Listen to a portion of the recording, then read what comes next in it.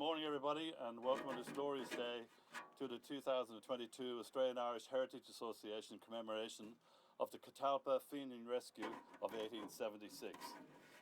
It is great to be back again in Rockingham to celebrate this rescue of 6 ex-British military Fenians who arrived as part of the last convict ship to Western Australia. The convicts included 62 Fenians transported from their homeland in Ireland to the Western Australia penal colony on board the convict ship Hougoumont in early 1868.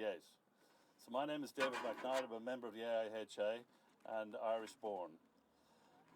At the outset, I would like to acknowledge the Whadjuk Noongar people, custodians of the land on which we meet, and pay our respects to their elders and leaders past, present and emerging.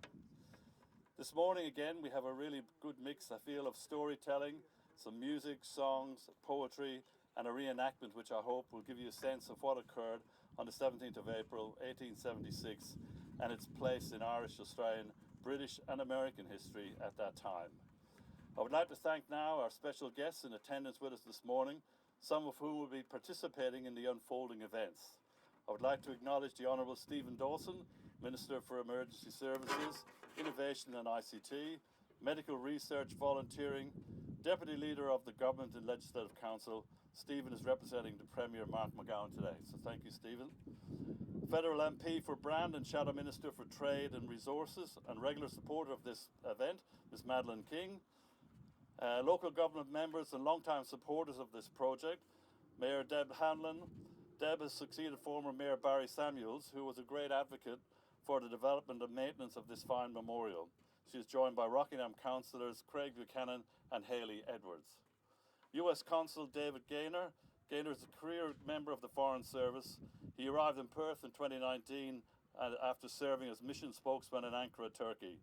David has served in senior posts in Washington and abroad in India, Czech Republic, Cambodia, and an earlier stint as Vice Consul in Melbourne. So welcome everybody here. And musician Ormond Oak Waters joins us again, whose late father authored and published The Fenian Wild Geese in 2011, a brilliant historical record of this event. We also welcome actor Michael Anthony Sheehy, whom we are again very fortunate to have his involvement with this programme. And then finally Miss Heather Dignan, President of the AIHA, and all the members of the AIHA committee. We have an apology from the Honorary Irish Consul Marty Kavanagh and the WA Governor Kim Beasley. And lastly, I just would like to welcome a visitor to Perth, Bernie Brophy, who's a descendant of Hugh Brophy, who was a Fenian who came out on the last convict ship and is a great uncle of his. So welcome from Melbourne, and great to have you here. So I'd now like to introduce the President of AIHA, Ms. Heather Dignan, to tell you a little about the AIHA and the fabulous monument we have here on the Rockingham foreshore. Heather. Thank you, David. Good morning, everyone, and welcome. Thank you for joining us. As we begin, I'd like to, on behalf of the Australian Irish Heritage Association, acknowledge the traditional owners of the land upon which we meet today, the Whadjuk people of the Noongar Nation, as well as the traditional owners and custodians of the lands across Australia. We pay our respects to elders past, present and emerging. The land on which we live and work always was and always will be Aboriginal land.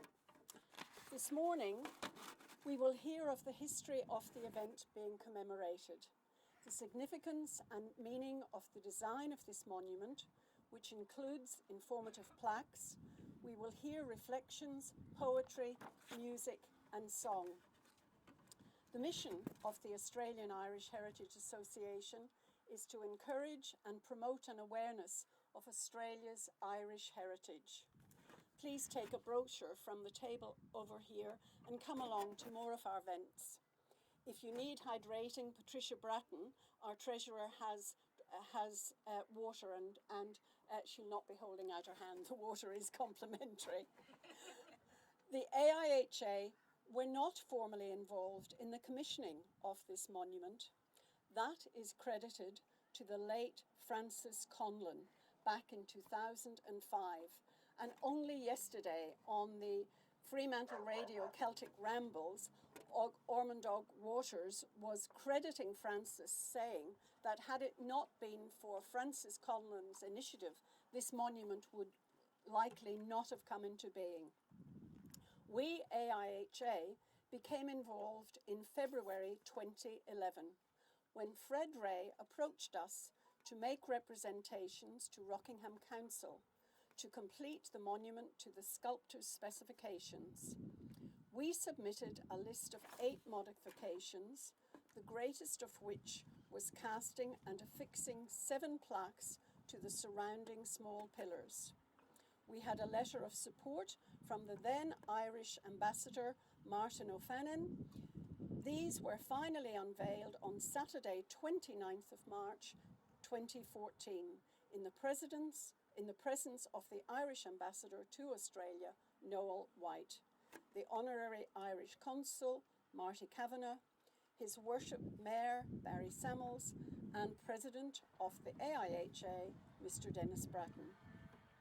We acknowledge Charles Smith and Joan Walsh-Smith, who designed and created this memorial.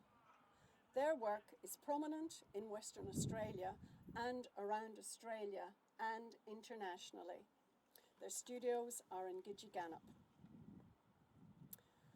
As we gather this morning, we would like to remember the late Brendan Woods, musician, composer, and researcher of the Fenian story, who participated in this event for many years.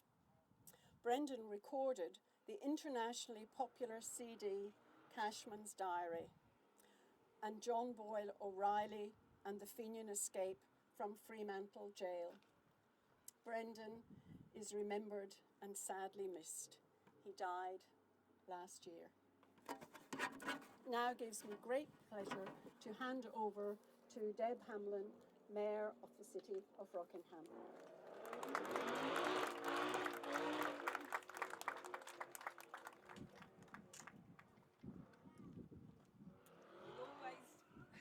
You always need a hat when you come to this memorial, so it's wonderful. Thank you. Good morning, ladies and gentlemen. As Mayor, I'm delighted to be here today on behalf of the City of Rockingham. I too would like to acknowledge the traditional owners of the land on which we meet, the Noongar people, and pay respects to their elders past and present. I'd also like to acknowledge the Federal Member for Brand, Madeleine King, Shadow Minister for Trade and Resources, the Honourable Stephen Dawson, Minister for Emergency Services, Innovation and ICT, Medical Research and Volunteering. And I will thank Stephen particularly as he does attend this every time we have this commemoration. To my fellow councillors, Deputy Mayor Hayley Edwards, to Councillor Craig Buchanan, thank you for being here. To the US Consul General, David Gaynor, to the Australian Irish Heritage Association President, Heather Dagan, the Australian Irish Heritage Association Secretary, Tony Bray, to Ormond Waters and Michael Shee. And I did have the pleasure of working with Ormond's dad, building a bibliography of John Boyle O'Reilly in my library, so it's very special to me. I'd also like to thank the Australian Irish Heritage Association for the invitation to this morning's commemoration. Today's event continues a long-standing tradition that takes place every Easter Monday here at the Catalpa Wild Geese Memorial. Easter Monday is a very special occasion for many people across the world. For those with a connection to the Republic of Ireland, it is a day to be remembered for 3 events that have helped shape Irish history. 2 major events, the Easter Rising of 1916 and the proclamation of the fully independent Republic of Ireland in 1949, don't have a direct connection with our city. However, that 3rd one does. The famous story of the Catalpa and its exploits off our coastline has become historic in its very own right. On Easter Monday in 1876, 6 Irish political prisoners wrote their name into Irish folklore. The prisoners escaped from Fremantle Jail and made their way south to where we are standing this morning. A small boat was waiting for them, and they rowed out to meet the American whaling ship Catalpa, which had been sent by Irish supporters in Boston to collect them. The pursuit by authorities was intense, but the prisoners were eventually taken on board and set sail for freedom. A number of stories of this courageous escape have been told over the years, and some of you may have been here for Peter Fitzsimon's official launching of the book, The Catalpa Rescue, following the commemoration in 2018. And if you haven't read that book, it is truly amazing. On a local level, interest in memorialising the story of the Catalpa was steered by our city's Heritage Advisory Committee, and construction of the Catalpa Memorial was later approved by Council, and I've been privileged to be on Council throughout that entire episode. The sculpture commemorates that daring rescue in the form of 6 bronze wild geese taking flight towards the Indian Ocean, the setting sun, and ultimately to freedom. The plaques on the base interpret the handwritten publications each of the 6 prisoners produced on their trip to Australia as convicts. And it was interesting, this morning I was walking and one of our residents said to me, "There's some terrible spelling mistakes on those." And I said, no, they're meant to be like that. It's fine. Today, the sculpture stands as an enduring reminder of the value of freedom and social justice. It represents a moment of international history that took place right here on our Rockingham coast. Ladies and gentlemen, it's been a pleasure to join you this morning, and I love coming every year, regardless. So Tony, David, I'll be here every year. On behalf of the city, I'd like to acknowledge the significance of Easter Monday to the Republic of Ireland and our Irish community in WA. Thank you so much.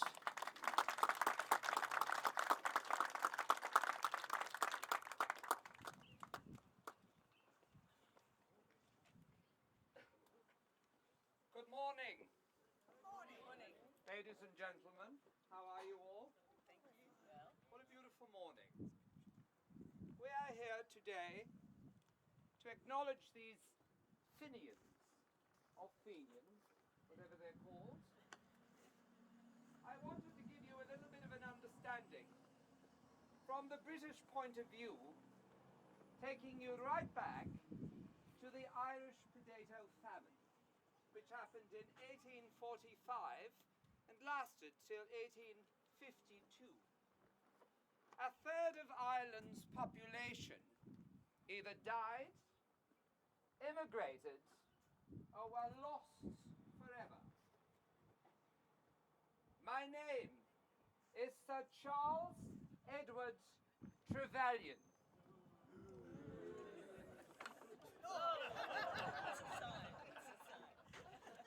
I was the Assistant Secretary to Her Majesty's Treasury under the newly elected government, the Whig administration of Lord John Russell, after the fall of Sir Robert Peel and his Conservative Tory ministry during the early years of the Great Irish Famine.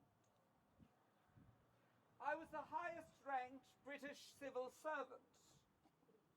I was appointed the colonial administrator for the relief that I granted to Ireland and Scotland during these years of extreme distress under the direct authority of Charles Wood, the Chancellor of the Exchequer.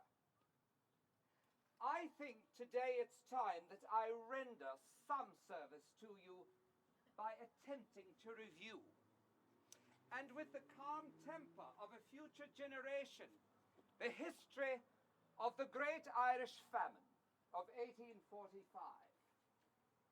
Unless you are much deceived, posterity will trace up to that famine the commencement of a salutary revolution in the habits of a nation long singularly unfortunate, and will acknowledge that on this, as on many occasions, supreme wisdom will induce permanent good out of transient evil, an effective mechanism for reducing surplus population. Laissez-faire, I say. Laissez-faire. You see, the first step of improvement, it was wanting to this state of things. The Irish people, they had no incitement to be industrious or to procure comforts which were utterly beyond their reach and which many of them perhaps had never seen. Their ordinary food being of the cheapest and the commonest description, and having no value in the market, it gave them no command for butchers' meats, manufacturers, colonial produce, or any other article of comfort or enjoyment.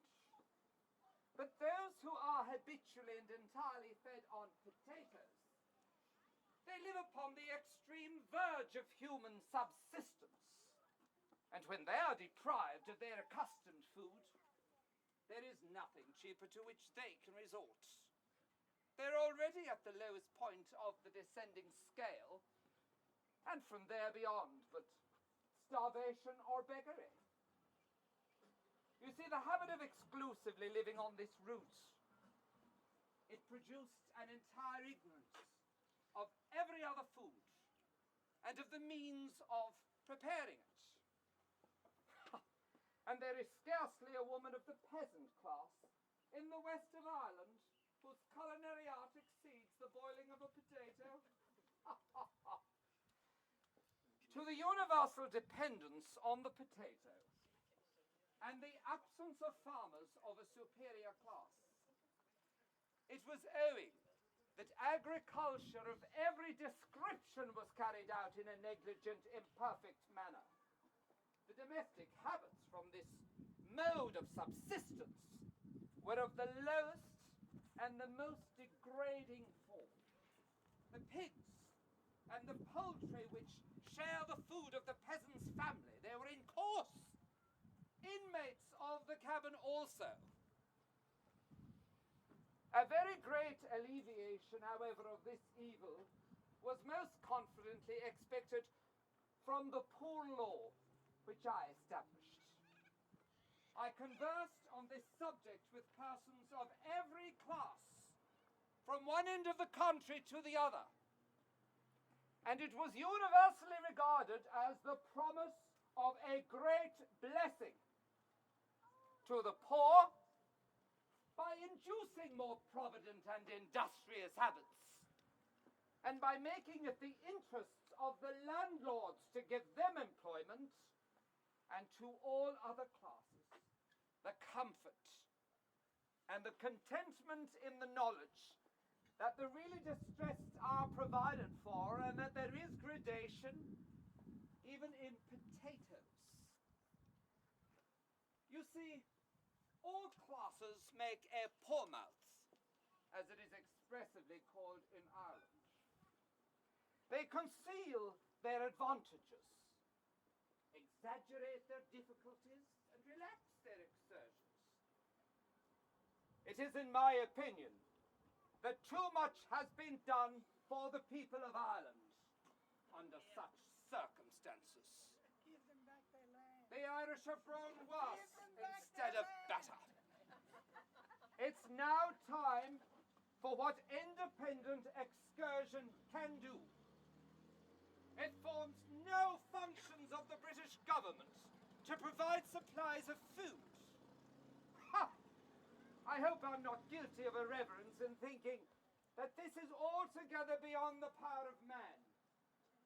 The cure has been applied by the direct stroke of an all-wise providence in a manner as unexpected and unthought that it is likely to be effectual. And God grant that we may now rightly do our part and not turn into a curse what was intended as a blessing. The real evil in which we have to contend is not the physical evil of the famine, but the moral evil of the selfish, perverse, and turbulent character of the Irish people.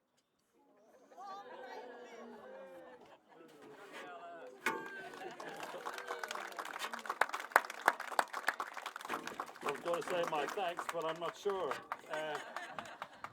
So that was Sir Charles Trevelyan, in his own words, aka actor Mike Anthony Sheehy, for setting the scene as to why things unfolded as they did.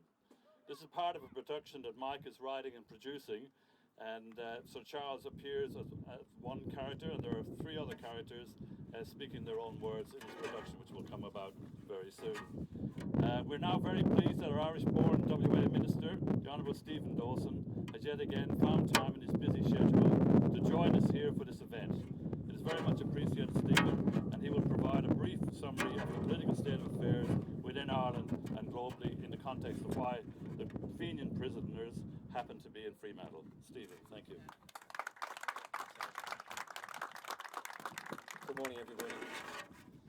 The Catalpa rescue of 6 Fenian political prisoners from servitude in Western Australia is one of the most spectacular and well-known incidences in our colonial history. This annual celebration of the event will ensure it remains part of our folklore and collective memory.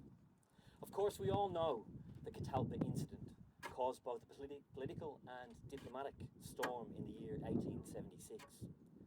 Apart from the fallout in the colony of Western Australia, there were tensions between Britain and the United States of America over the incident. The ship was an American one, with an American captain and folk of Irish origin who had settled in the USA, organised and funded the escape of the Fenians. How that came about in historical terms is worthy of additional comment. Growing resentment of some aspects of Irish political life generated major disturbances in the 1790s. As is well known, Irish Catholics, including aristocrats, were excluded from most aspects of political life and suffered from social restrictions and high taxation. The French Revolution inspired movements for reform in Ireland, which eventually led to the rise of the Fenian movement. In the 1790s, the Society of United Irishmen was formed with the aims of setting up representative government for the whole country and establishing equal rights for those of all religious faiths. Political changes were not achieved, and the end result was a very bloody and disastrous rebellion in 1798. The Act of Union which followed abolished the separate Irish Parliament. The inevitable result was a long struggle in Ireland to win back home rule. The great orator and political activist, Daniel O'Connell, led the struggle to re-establish an Irish Parliament. His support base was strikingly wide and included both Catholics and Protestants. Unfortunately, as the world came to know, such efforts were derailed by the horrific Irish famine of the 1840s and the subsequent terrible loss of millions of lives from starvation or their desperate flight to other countries such as Britain and the USA to seek a better life. A minor rebellion against misrule, led by the Young Irelanders, was suppressed in 1848, and some of its leaders were exiled and some transported to the Australian colonies. One of them was Thomas Marr, who escaped from Tasmania and settled in the USA. He prospered in politics, served as a Union general in the American Civil War, and later governed a state. A secret nationalist movement, the Irish Republican Brotherhood, was founded in Ireland in March 1858 by Young Irelander James Stephens, with the aim of establishing a united independent Ireland. In the USA, fellow Young Irelander John O'Mahony was a key figure in establishing an American wing of the movement, the Fenian Brotherhood. The groups were referred by the British authorities as the Fenians. The Fenians' main aim was to establish an independent, free Ireland by whatever means possible, and they were not afraid of using force.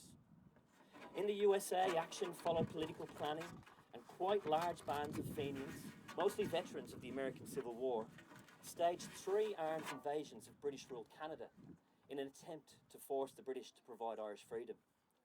They ended in dismal failure and were quickly disowned by the Americans. Back in Ireland, tens of thousands of members were sworn into the IRB. This included over 50% of the Irish-born British military soldiers, many of whom recruited by John Devoy. Veterans of the American Civil War were enticed back to Ireland to train and lead these men in an armed rebellion. But the British authorities, being well aware of the potential threat posed by the Brotherhood, had planted secret agents in Ireland and other countries. What followed in Ireland was quite a purge, with thousands arrested and imprisoned in Ireland and England. In 1867, the rebellion in a few parts of Ireland was squashed, and the authorities decided to transport 62 supporters of the movement, including 16 soldiers serving in the British Army, to Western Australia. They arrived on the Hougoumont in January 1868.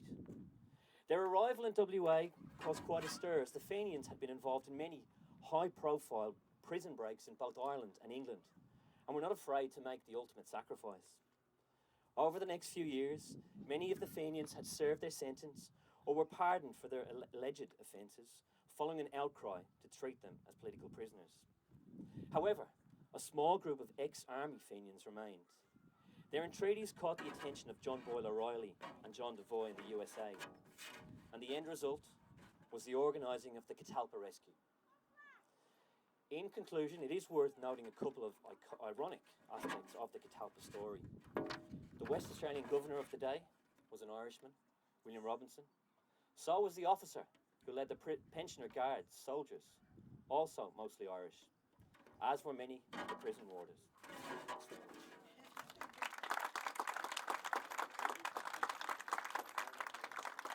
Thank you very much, Stephen, for this address, or for the address. I'd now like to hand over to Mike Anthony Sheehy, who will read for you a letter written by one of the remaining military Fenians, who was a prisoner in Fremantle, to their comrades in the USA, in particular John Devoy, who recruited many of them, asking for their help and to not forget their mates doing hard labour in Fremantle jail. It's called A Letter from the Grave by James Wilson. Thank you very much, Mike.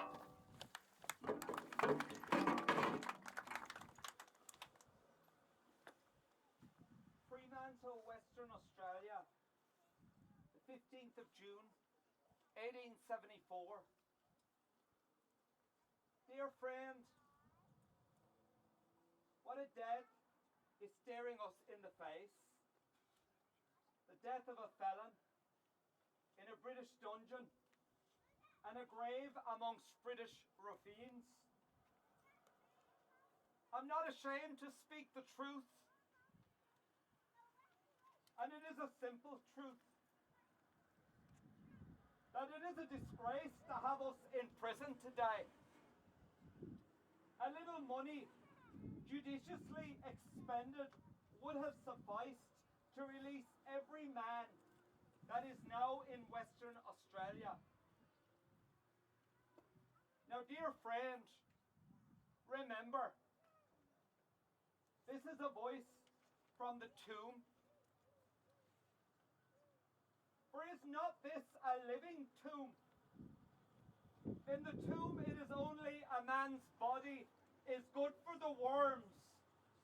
But in this living tomb, the cankerworm of care enters the very soul.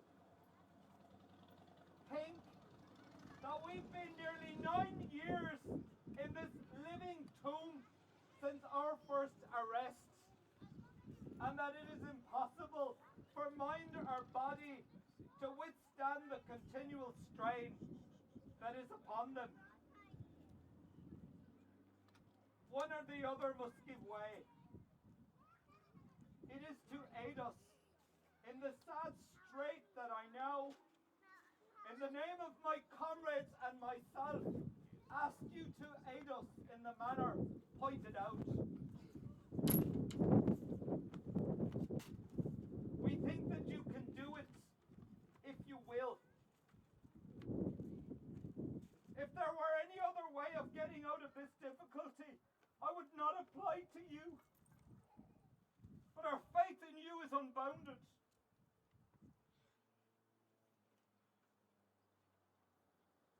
We think that if you forsake us, then we are friendless indeed. There are now in prison in the colony 7 life-sentenced men. The names of the 7 men who are actually in prison out here are as follows: Martin Hogan, Thomas Hassett, Robert Cranston, James Kiley, Thomas Dara, Michael Harrington, and James Wilson. So, dear friend, I will trust this matter to your kindness.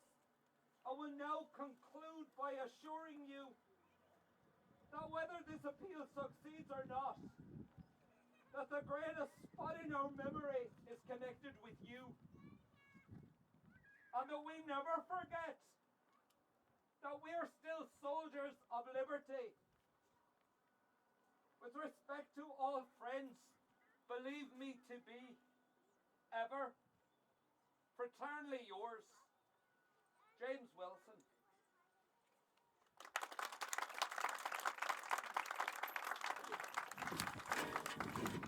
Thank you, Mike. So that letter, amongst others, were responsible for awakening the conscience of Fenian leader John Devoy in New York to do something to free his companions, many of whom he had recruited into the movement himself. It also instilled in other senior Fenian figures like John Boyle O'Reilly, who had earlier escaped from WA in 1869, to get involved and do whatever they could and whatever was needed. They directly led the planning, financing and executing of the rescue attempt. The attempt involved securing of a trusted, experienced whaling skipper, Captain George Smith Anthony, a Quaker from New Bedford, Massachusetts, along with the purchase of and fitting out of a whaling ship, the Catalpa, for a 1-year mission. Funds needed to be raised from the Fenian and Clon na Gael societies across the USA and overseas.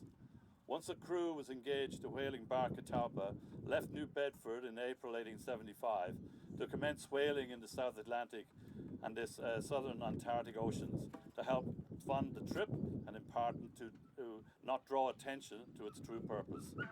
In late 1875, the IRB sent other members independently to prepare locally for the rescue attempt in anticipation of the arrival of the Catalpa to WA.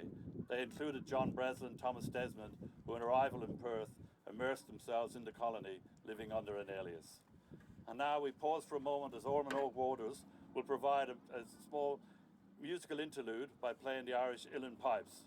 So a time for spiritual reflection, imagining the desperate homesickness of the Fenians on a one-way trip to this penal colony, leaving all that was familiar behind them. And consider the fact that prisoners had no idea their prayers were about to be answered. We could also like to reflect on Amnesty International and all the great work that they do. Thank you, Orman.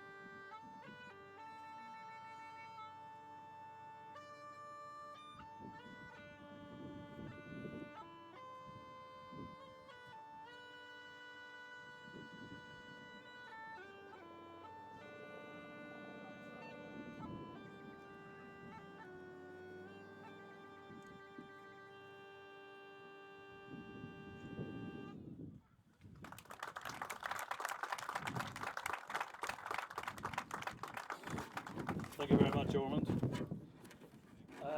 And I would like to detail some of the happenings that occurred leading up to this day 146 years ago and the following days.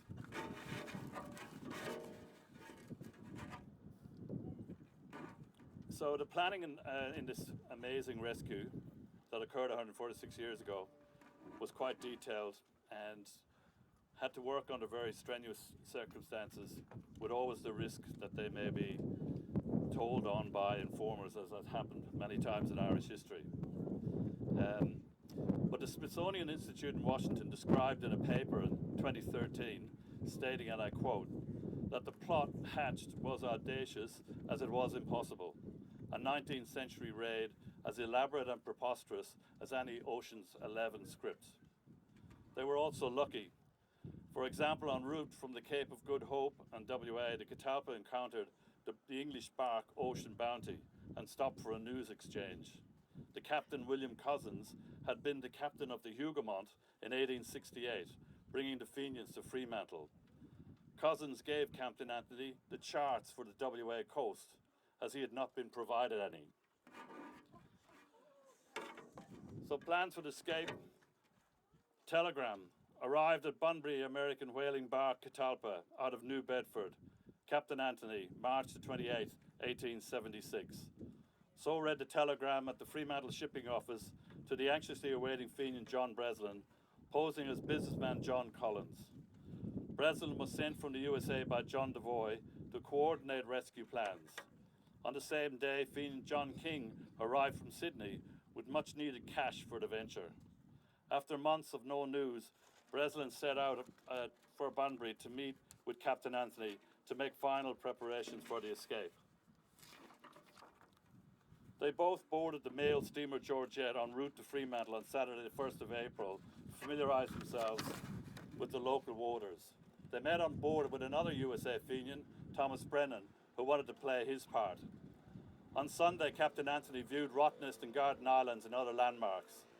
The Catalpa was to be ordered to sail north to a designated point 12 miles off the shores of Rockingham in international waters, and then to launch a whaling boat to row to shore to meet the escapees on the designated day. On arrival in Fremantle, though, Breslin and Anthony noted the presence of the gunboat conflict, with many guns and 30 men. The rescue scheduled for the 6th of April was postponed. The armed ship was too fast for the Catalpa. Breslin then took Captain Anthony to Rockingham to view the meeting point, and the scouting terrain was very rough. The first 10 miles were on tracks, but the next 6 to Rockingham Hotel was rough going, and they deteriorated further to a bush track for the last 4 miles to the beach. All have taken 2.5 hours for the 20 miles. Anthony returned to Bunbury to rejoin the Catalpa, awaiting telegraph news to sail. Breslin, still posing as Collins, had ingratiated himself into Perth society and had managed to be brought on a tour of Fremantle Jail by the acting superintendent, Doonan. Contact had been established with the selected 6 prisoners via freed Fenian William Foley or directly with James Wilson.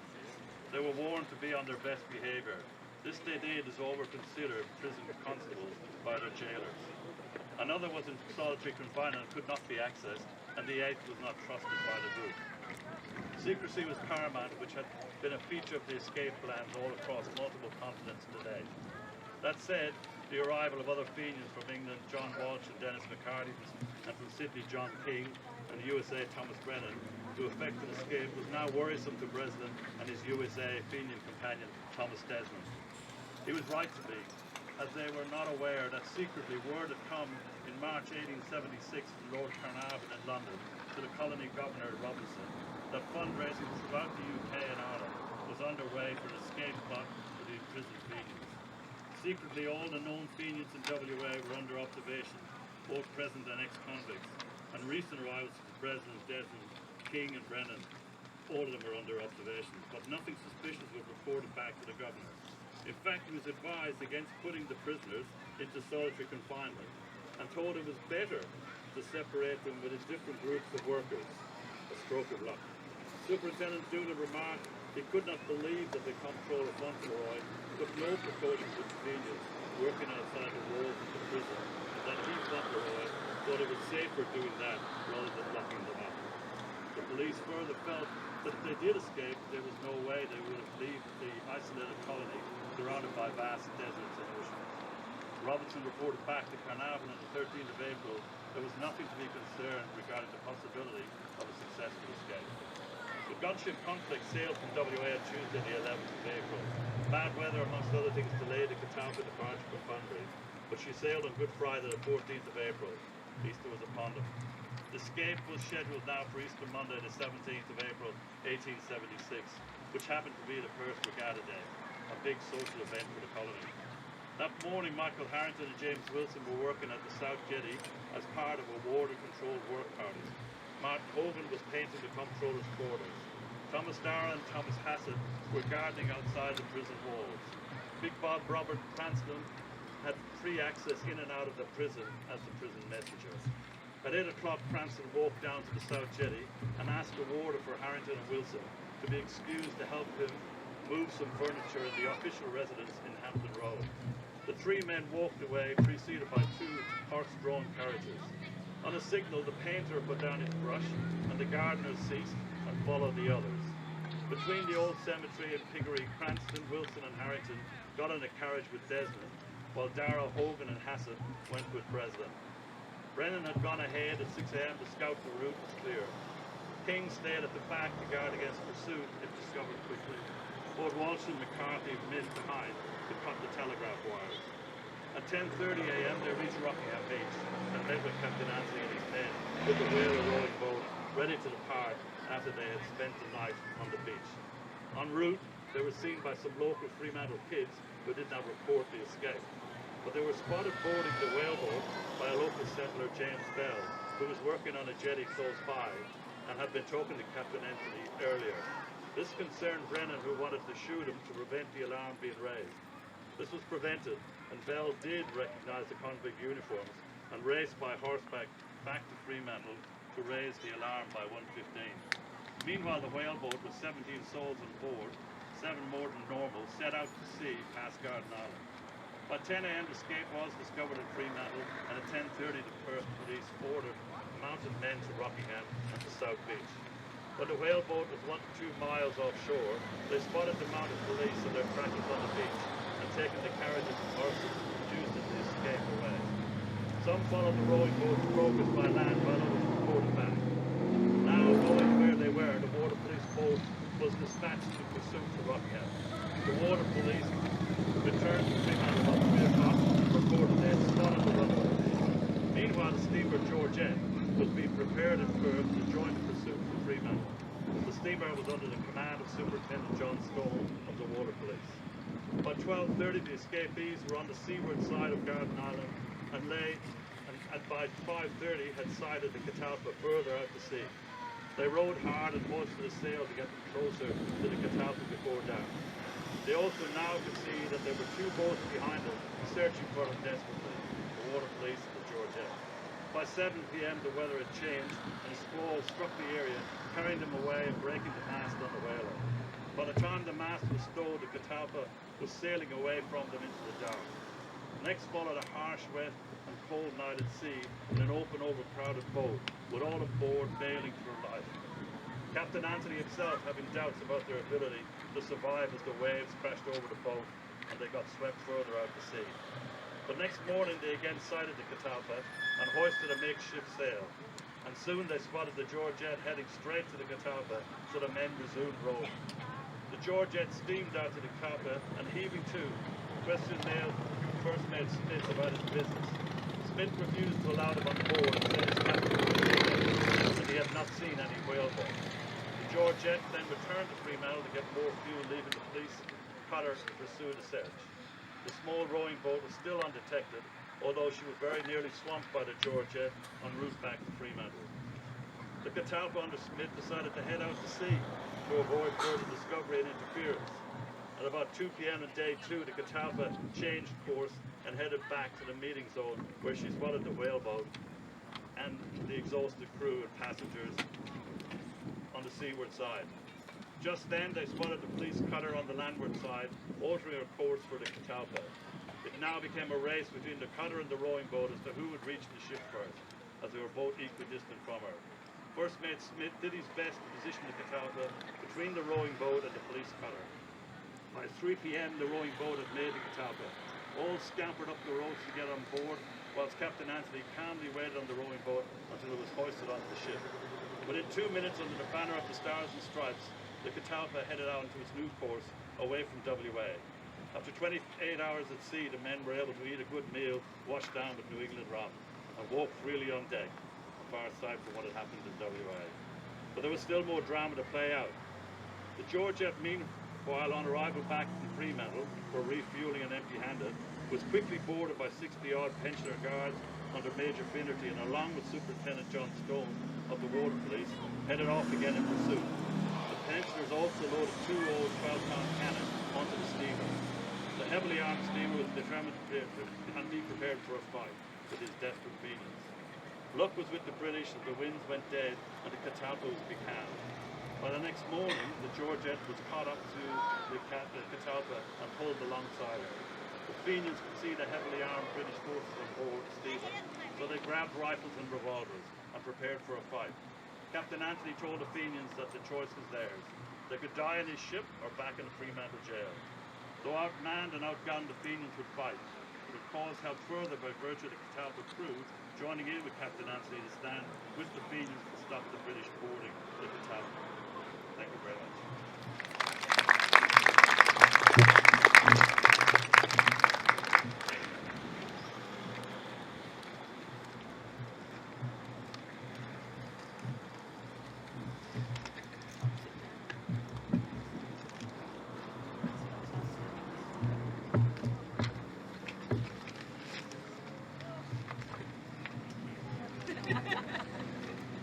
Good changeover.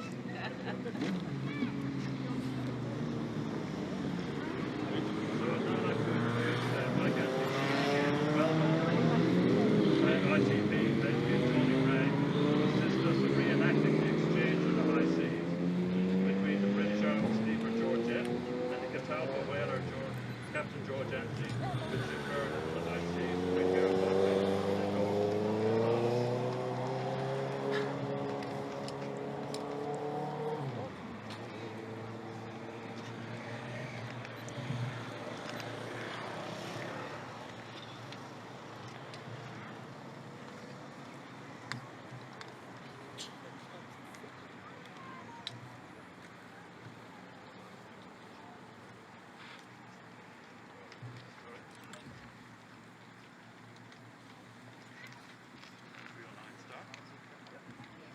If the officials on board the Georgette were determined to fight for your recapture, they will, most probably.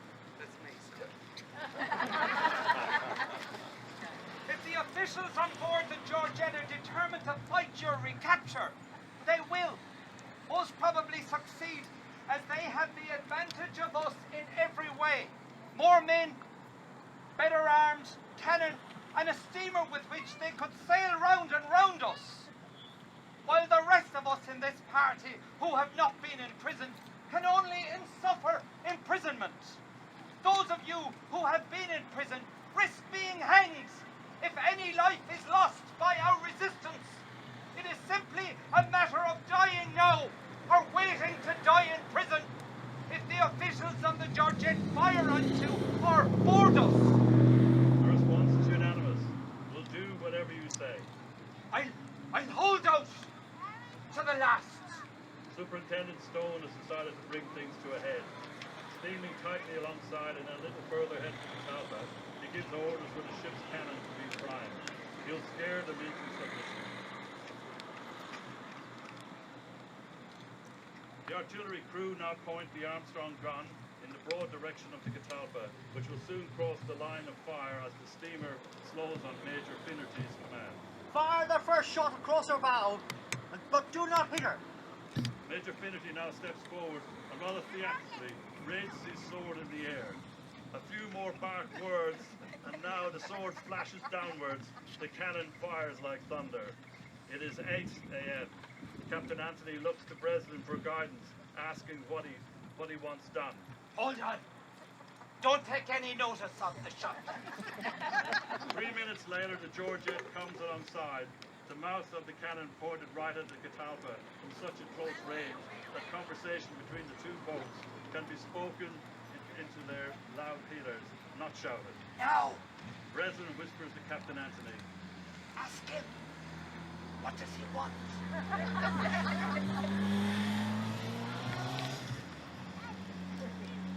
What do you want? Me too! What for? Have you got any convict prisoners on board? No prisoners here. No prisoners that I know of. Both Superintendent Stone and Major Finnerty are ruminating on their next move. Almost as if the boom of the cannon has awoken the weather gods, the breeze starts to stiffen and even become a little gusty. The Catalpa starts to pick up speed. Get more canvas to the wind.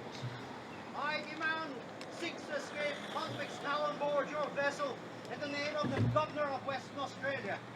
I know you and your vessel. I know the men I want are on board. They were seen boarding by the police boat yesterday. If you don't give them up, you must take the consequences. I have none on board. I telegraphed your government. Don't you know that you're amenable to British law in this colony? You have 6 convict prisoners on board. I see some of them on deck now.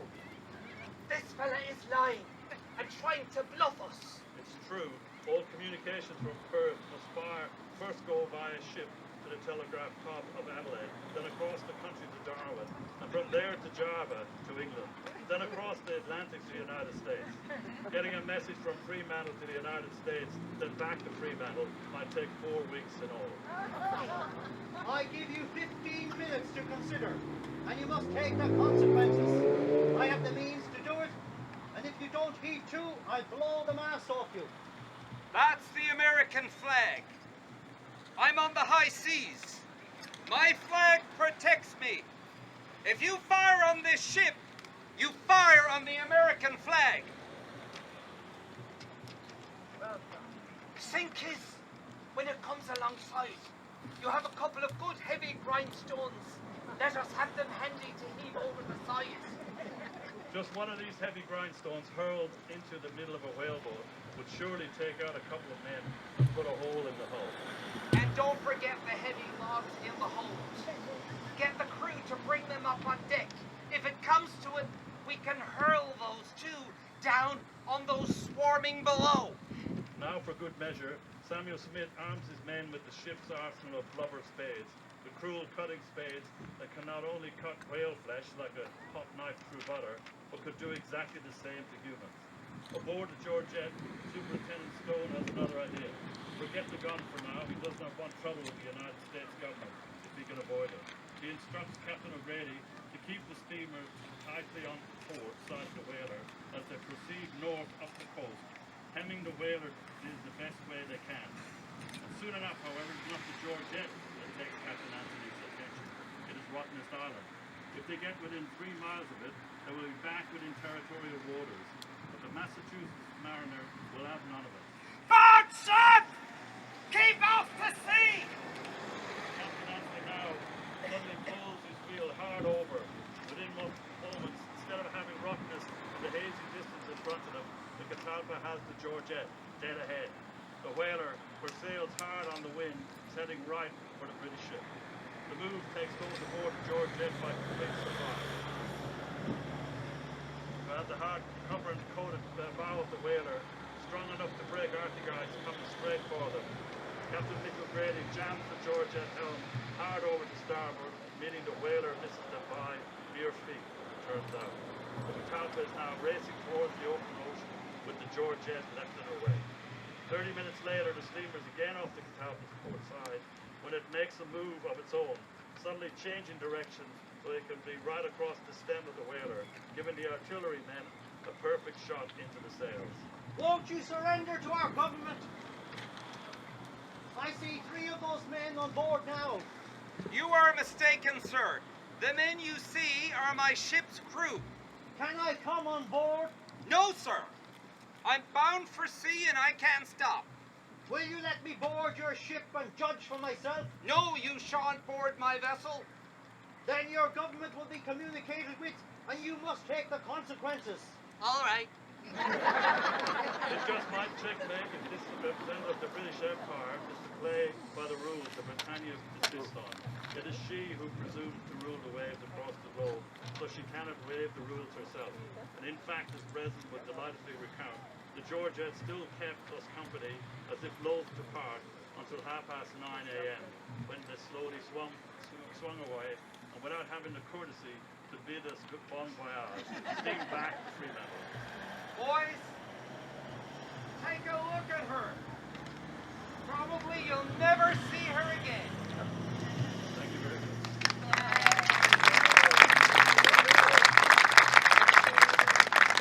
So my thanks to Tony and Mike for gathering their skills for that drama. Well done, guys. So I'd like to invite Owen back up again to play for us the Battle of Catalpa, and then we can all join in and sing along with it.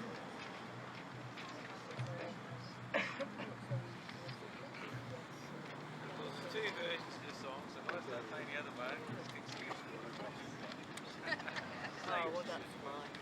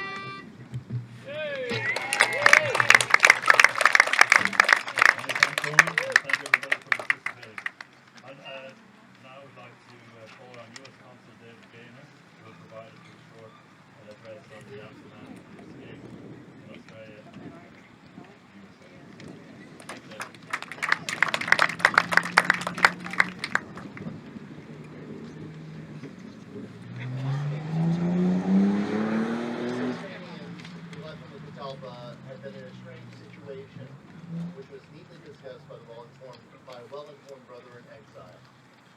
He was James Wilson of Newry, who explained things in a letter on June 1874. Like quite a few other Fenians, he was sworn in as a constable and supervised local parties in mostly English convents. His surprise issue is that Wilson knew over 3/4 of the exiles had already been released from bondage. The 6 Catalpa Fenians were partly able to escape because they held office in the convict establishment and had some discretion about their own movements. Five most was Israeli, but who usually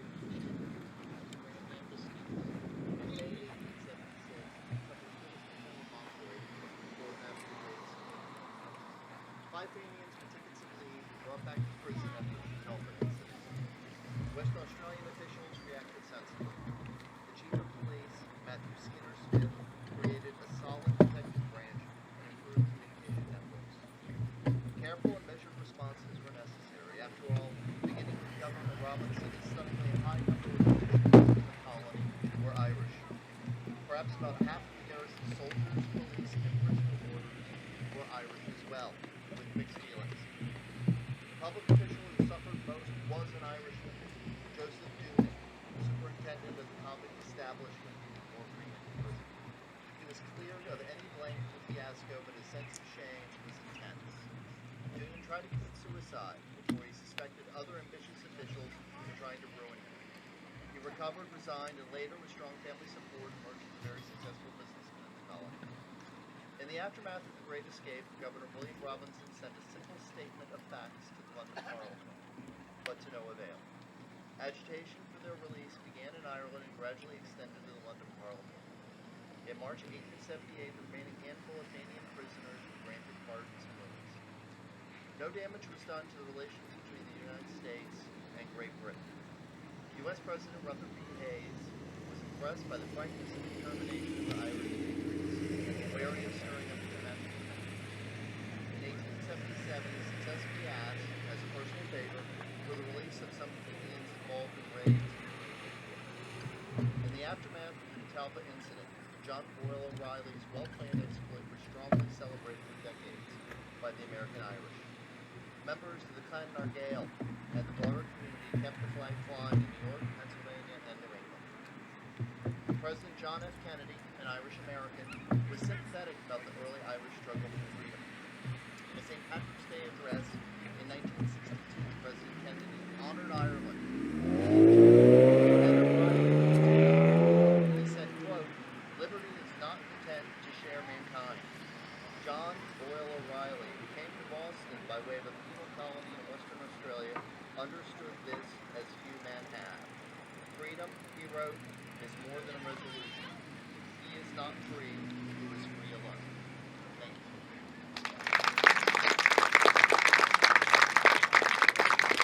Thank you very much, David. Fantastic to have you involved with us this time, and hopefully we'll have you involved in future episodes. I'd now like to invite federal member for Brand, Madeleine King, to say a few words on our reflections on this presentation.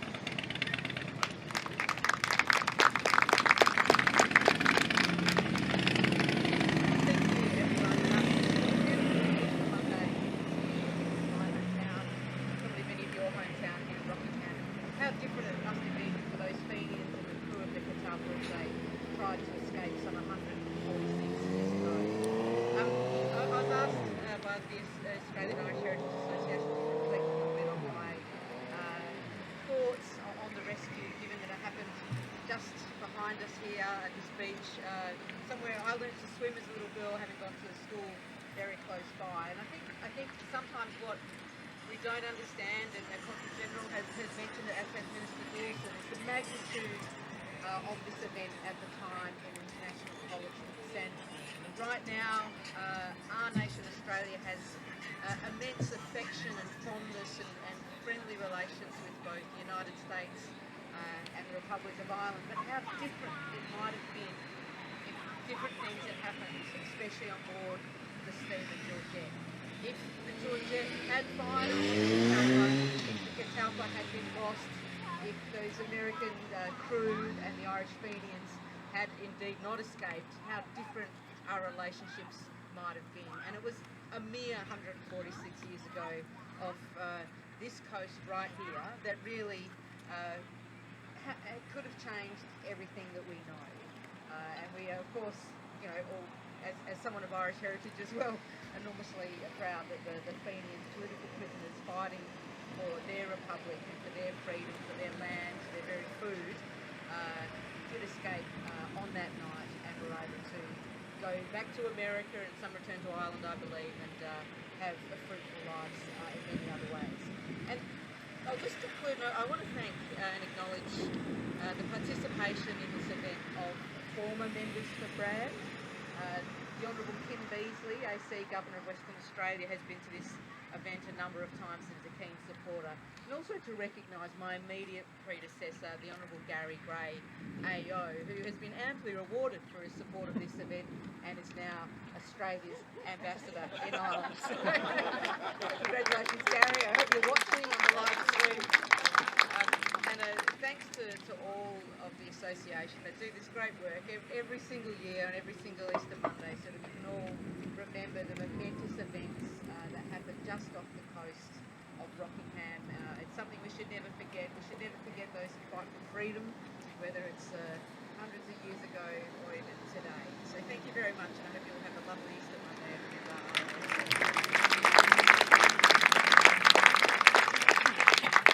Thank you very much, Madeline.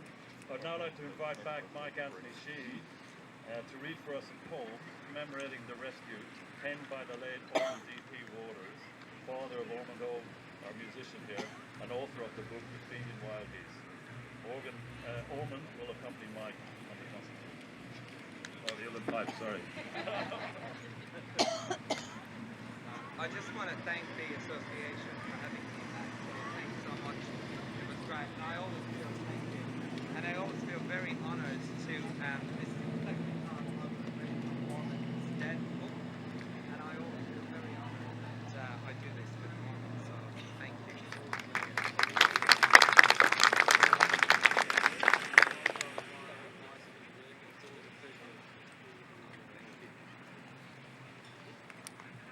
So this is called The Flight of the Wild Geese, 1876. When the wild geese were brought to Fremantle in 1868, they came in the hold of a convict ship. Hard labour was to be their fate. Your cause is lost.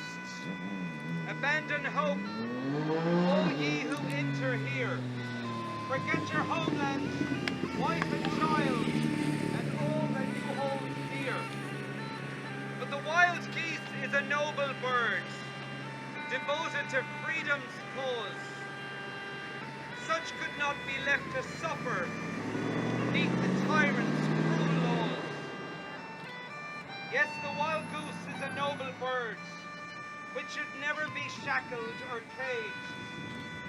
And O'Reilly has given his word that a rescue would be staged. The whaleboat waits upon the shore. The rescue still stands out to sea, with the promise of liberty evermore inspiring all who dare to be free. Our 6 wild geese first flew south to Rockingham by the ocean, away from the prison, the chains and the cats. All the Fremantle is in a commotion. Jump into the whaleboat, put out to sea, and pull with all your might. The pension guards are gaining, and are spoiling for a fight. Against all odds, we've reached the ship. The whaleboat wins the race, but the threat of death or capture still stares them in the face. See the Georgette steaming closer, fires a shot across her bow. But Anthony raises the stars and stripes, saying, "You cannot board us now." Too long cooped up in dungeon drear, at Her Majesty's behest. Those 6 wild geese have taken wing to freedom in the west. Now their great migration has begun. See those mighty geese take flight. The quest for justice is leading them on. Fair play and equality are every man's right. After 4 long and weary months, at last they reach safe haven. in New Bedford, Massachusetts, where a hero's welcome awaits them.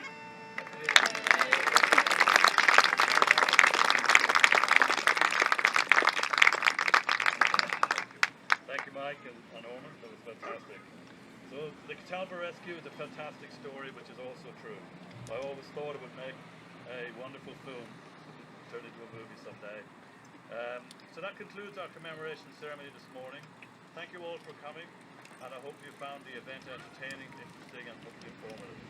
The oral tradition of storytelling and history telling is immersed in the Irish culture. We have tried to be true to that tradition by recounting the story of the rescue of the 6 Fenian political prisoners from a distant penal colony in this manner. This event not only inspired the Irish in Ireland, but the Irish diaspora worldwide.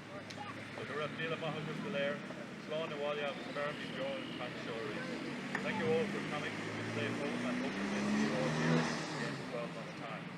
And just for the concluding remarks, I'd like to pass you back to Heather, our president, who just would like to say some thank yous. Thank you very much.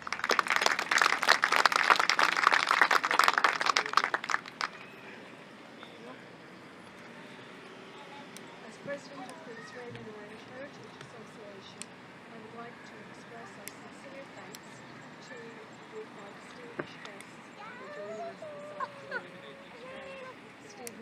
Honourable Stephen Dawson, representing our Premier, Mark McGowan, Honourable Madeleine King, Ormond Waters,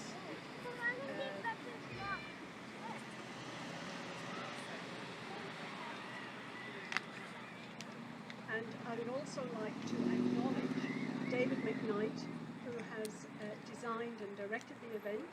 I'd like to acknowledge the tireless work of Tony Bray in setting up and coordinating many aspects of today's gathering. I would also like to acknowledge and thank Peter Connolly, an AIHA board member who wrote some of the scripts for today. Peter is a regular contributor to the journal, our monthly, our quarterly journal, and there are copies here. The current journal is available at the cost of $10, and for those of you who are members, it is mailed out to you each quarter. I would also like to thank Frank Murphy and Jerry Brogan, who weekly present the Celtic Rambles on Fremantle Radio every Saturday morning. And if you haven't listened to it already, yesterday's programme, which is available on the Fremantle Radio website, is a wonderful prelude today, and it gives you a wonderful additional pieces of information on today. I would also like to encourage you to attend all of our events, and the on our website, the irishheritage.com.au, which shows interesting audio and video interviews. Also, our upcoming James Joyce Literary Competition, for which submissions are required by the April 22nd, and Gail Lannan and Diana McTiernan, who are coordinating that, are here today, so do speak with them if you are interested in making a presentation, and there are some wonderful monetary awards we're presenting on that evening. And folks, do come along, because it is the 100th year anniversary of the publication of Ulysses. So on this Thursday, the 16th of June at 7:30 at the Irish Club. And the Australian Irish Heritage Association will be celebrating its 30th anniversary next year. So this event, which grows in richness every year, will be one of our first public events next year.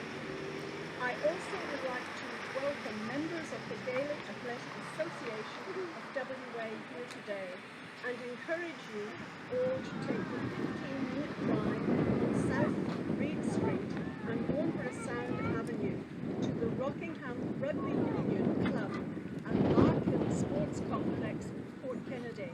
And this afternoon there's going to be a Gaelic football match between Nairnfan and Catalpa and Bunbury GAA at 1 p.m. And at the GAA there are catering facilities there also. And I would also like sure that anyone whom I haven't mentioned also understands our great appreciation, and particularly to the US Consul David Reiner for joining us this afternoon, because it is, had it not been for the wonderful contribution of our American friends, who knows what had happened to this great event.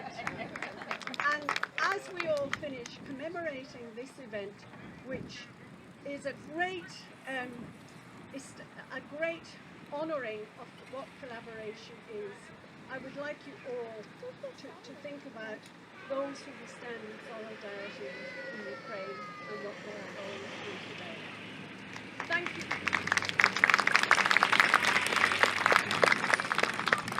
And thank you all for coming. And one final chance